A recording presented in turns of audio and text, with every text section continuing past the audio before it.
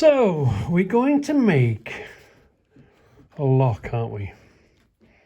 Yeah, then we're going to make a lock like this, and it's going to have 1, 2, 3 bolts on it, isn't it? It's going to have 3 bolts on it, and I was going to put the code Reg, R-E-G, but how is REG going to work for us? How are we going to make that work? But anyway, I found an easier way. So, you know, a head of a bolt is a hexagon, isn't it? Let's just draw a hexagon. Well, you know, a Reggy version of a hexagon. That's a head of a bolt, a hex head. They call them hex heads, don't they? And it's got 1, 2, 3, 4, 5, 6. It's got 6 sides. Now I've got the printer thing, which is, I've got I've got the numbers. I've got 1 to 9, haven't I? So how we're going to think of a code? I tell you what we'll do. We'll write. We've got a choice of 6 numbers. So we've got 1, 2, 3, 4, 5, 6. So are you with me? 6 sides, 6 numbers. How are we going to turn that into a code? Let's try A, B, C, D, E, F. Can you see it? Can you see it yet? Can you see it yet? Well, we can use, if we can't use Reg, we can use Deb, can't we? So we can go Deb, which is D-E-B, which is 4, 5, 2. 4, 5, 2. So 4 is a D. 2, no, D. E is a 5, so we put an E there. And 2 is a B. B. So 4, 5, 2. 4, 5, 2 is a Deb. Yeah. So that's the code we're going to create for our little invention. The code has got to be 452 Deb. That will be the code for the lock. Are you with me? Are you with me? So you know you get the rough with the smooth. Well, anyway, let me tell you, the night heater, there's plenty of diesel in the night heater. It's full. The battery had died. I stopped charging it. I put this old charger on it. I thought that was doing the trick. It wasn't. Anyway, we tested that. That ain't doing a damn thing. So that's the last of my good chargers gone. So, you know, I should have gone and bought a charger. I should have, really. And I've got to now. Anyway, I thought I was clever. So do you see this this thing here, this voltage thingy bobby? If you remember, whenever I've wanted a 12 volt current, I've just gone in here. Look, we've got a choice here. A 12, it's upside down, that is. You plug this in the mains. I've got a 12 or a 17 or a 20 or a 24 volt. I was powering some lights. I needed 24 volts. I used this. It did the trick. Anyway, I decided in my wisdom, pumping 12 volts won't do much. Pumping 17 volts won't do much. I thought, right, I'll pump 20 volts. So if there's more volts going in there, and it's a 12 volts thing, that's got to be a charger, isn't it? Isn't that one of them? Isn't this one of those? When you're going along, you know, your amp meter goes up, it charges more. So anyway, I decided to pump 20 volts into that. So I thought 24 was a bit extreme. So I thought, well, I want more than 17, so I'll have 20 volts, yeah. So anyway, I've pumped it in there and killed the whole lot now. I don't know what the hell I've done. I presume I've blown the fuse on this because there's nothing on that at all now. And I've unconnected it, so, and I don't really want to leave it overnight pumping 20 volts in there in case it blows up the battery. Who knows? So whilst I'm around and about, I will pump 20 volts into it now, and let's see if that is one of them in disguise. If that's a charge, if that can make 20 volts, that's got to be a charger, doesn't it? Anyway, this is one of Reggy's cock-ups. And that don't do a damn thing neither. I should really stop messing around and go and get a damn proper brand new charger, shouldn't I? I'm just being mean. Oh yeah, I'm going to weld this onto there. I'm going to put a slot up there, make the nail sit in the slot slightly. It'll make the weld grip a lot better, and then I'll tap this around, tap that onto there, and we'll make one up here. So because we haven't got a lot of metal to play with, I'm going to have to make everything really clean, because usually I just burn my way through everything. Make this really clean and put little tack welds on these. See how we get on. Job number one. So I've cut a slot in there, sort of, and I've cut a slot in there, sort of, and I've thinned the side of this nail a little bit and thinned the side of that nail a little bit, and now I'll just force them together and then weld them. So I've already decided I might have to change the length of it. So what I've done, look, I've cut a groove, I've stuck them in the vise, and I've thinned the nail and widened the gap, and widened the gap and thinned the nail. It's not quite straight, but don't worry, we'll straighten that. So that's going to make the weld a lot better by already forcing them together, and that's going to be really strong now. Yeah, just put them in the vise and squeeze them together, and they'll find their own way, but stand back in case they go ping and ping out. But so far so good. So we're going to use these smaller welding rods for this sort of work, but I don't know if they're going to be any good. I've had them a very long time and they've got wet and damp, so they might work, they might just crackle and bang. We'll see, we'll just have to wait and see. See, I'll just grind a little bit off this end here and a grind down there, give it more surface to touch with rather than just the head of the nail. These have come out not bad. So just squeeze them together in the vise. So steady as she goes, Reggy. These are quite springy now. I'll weld that in here and there, and I'll try to remember not to weld the nail to the vise and weld it to the shaft instead, because I've done that enough times in a little tight spot like this. I've welded the wrong surface to the wrong surface. It's been the vise. Moment of truth. Have I welded it to the vise, or are they staying together because they were pushed together, so they might ping apart? Oh, that's a bit warm. That's a bit warm. Hold on.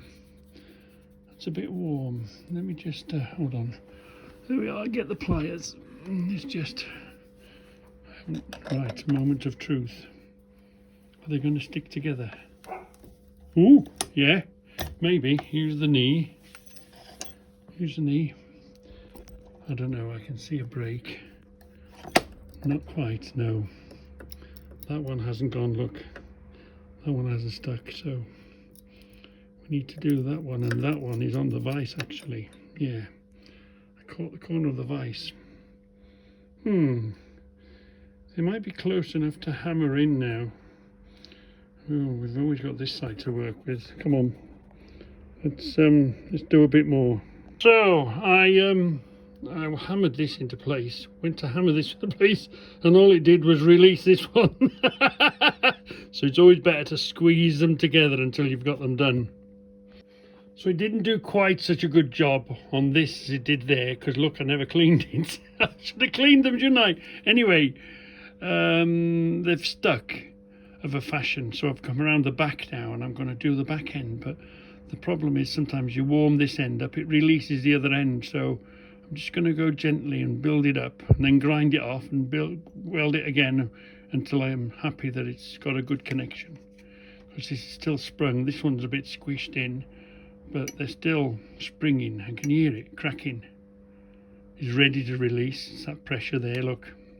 Oh, okay, don't look very pretty. Oh, it doesn't have to look very pretty, it only has to stick. And we'll wire brush and clean that and might come back to it. So, how are we going to do this now then? Are we going to put that there, and then put that there, and then obviously that'll be higher. So what we're going to do is we're going to put a groove in here, cut in a groove in here, so that goes down and then comes out level again. That's the plan anyway. Yeah, I think cut a groove in here so we can send the nail pointing that way, so sort of weld it in that way a bit, and then by the time we bend it, when we bend it back up again, it'll be in line with these ish, because all it has to do is be there enough, you know. The idea of the groove is, if you weld it here on the surface, you'll never get level. Even when you bring it up to level, it'll never be level, never go in straight, will it? So the idea is now we'll weld this in at that sort of angle, and by the time we've hammered the nail up, see, the nail will be lower down, and then it'll come in at that level, maybe go down a bit more. But if we put it up at that level, you've got a long way to do to try and level it up, haven't you? It'll never be. But if we put that in there, weld that there like that, and then knock it up, you've got a better chance. Actually, you might make that a bit deeper. I've got enough metal to almost cut that thing in half, so I'll put a deeper groove in there, and then we'll weld it in there. We'll knock it round flat to hold it. We'll bend it like that. Might actually put it in bent actually, and then when we come to correct it, it's got a better chance of going in straight. Well, that's the plan anyway. Let me see now. Weld this in there, hammer that down, weld that there, and then straighten that up again. What do you think? What chances of success have we got in Reggy's world? Well then, are you? That's going to hold it there. Are we ready to give it a shot? Yeah. So I've used the gentle persuasion of the vice and just gently bent that over. Now I'm going to weld this either sides. Well, touch it, you know, begin it, and then we'll bring that one back around then. So here we are. We've done that now. I don't know whether it's a bit off as well, isn't it? It's got to be in the middle somewhere. So it's got to come over slightly. Yeah, it's got to come over, and it's got to come straight. So I don't know whether to warm it in the flame, make it red hot, and then bend it, or shall I bend it cold? I'm not sure. I'm sticking it. If I stick it in the vice, put the flame on it, I'll set fire to the bench on it. So I'll probably do it cold. I'll try it cold first. Sort of on track. It's all about just doing it nice and slowly, squeezing it, checking it, squeezing it, checking it. I think it's going to be all right. We'll survive. We will survive. Well, I think we did okay, you know. I think we did okay. Look, it's a little bit. It's it's leveler than it might have been. It's not quite right. There's a bit of that's coming up at an angle, that middle one. But if you make the hole a bit bigger, that might be enough to squeeze in there, look. But we're there, but we're nearly there, but we're not quite right. But we're a lot better than we might have been if we'd sat it on the surface. To see if we'd sat it on the surface, how much it would have needed to be bent. So I think we're okay. So we've got to figure this out now. Where can we? It's okay using nuts, but they travel on threads, don't they? And it's can be quite clunky and catchy. So we need a bit of a tube now that we can sit this up onto, because this is going to have to sit up, isn't it? So what can we have now as a keep? What can we have as a keep? A nut's okay, but nuts have a thread inside them, so they don't Okay, on a bigger thing, on a smaller thing like this. What can we use here? What have we got that's that size that will let that slide in and out of easily? Yeah. What have we got that's going to do that? What have we got? What have we got? Just clean that, all that speckly rubbish off. That'll go up a bit closer. But actually, look at that. It's not far out. It's pretty close. And it's not got too much of a lift on it. I think it might just do. What have we got that's going to fit over there like that? I'm going to keep that in a keep. Control the end of this going in and out. That's the next question, because it's got to be quite long, hasn't it? Because it's going to get this twisting movement. We want to do this and keep it in control. We don't want it to be doing that, do we? What have we got? So we're out in the stores. What have we got? What have we got? What have we got? That would do the trick nicely, but it's just a little bit too small. Two of them side by side, almost like a tube, I suppose. What do we need? We need something. What have we got? What have we got? What have we got? It's gonna do the trick. What have we got? It's gonna do the trick. It's gonna sort of control that going in and out. Keep looking, keep searching. I'm nearly falling over. So what have we got? Where have we got? A varied supply. Steel tube, really, that wants to run in and out of, doesn't it? A nice smooth steel tube. Where have we got a supply of many and varied sizes of steel tube? Well, come on. There, look at that. Woohoo! Box spanners, box spanners. Look at this. That's gonna be fantastic, isn't it? Cut that down to size. It's steel. We can weld a couple of nuts underneath to sort of sit it on. We can either leave that there, or we can save it and just cut a piece. So we only need a piece that big, don't we? And we can do it that. We can even use this end and put the handle on this that slides it across. No, we could cut a groove in there, couldn't we? Yeah, and that would allow us to give us a handle to open and shut it. I think we found our solution. Many and varied bits of steel tube that everybody walks past. Yes! Box spanners! Box spanners! Oh, we can weld two nuts underneath the tube, can't we? Obviously they'll be underneath. And we can elongate this hole here. So now we've got our up and down control, side to side control. So we've got that movement, haven't we? So if we cut this to the right length and we elongate this hole by just cutting along there, cutting it out. Well, the two nuts underneath. Blimey. I thought we might have to extend this a bit, but that's not going to happen. We're going to be all right. We're going to be just fine, actually. We're probably going to. What are we going to do? How much? The next thing is how much throw do you want on the bolt? How much throw do you want on it? You know, how much in and out do you want? That's going to be the next thing to figure out. And do we stretch that hole, or do we stretch this hole? I think we'll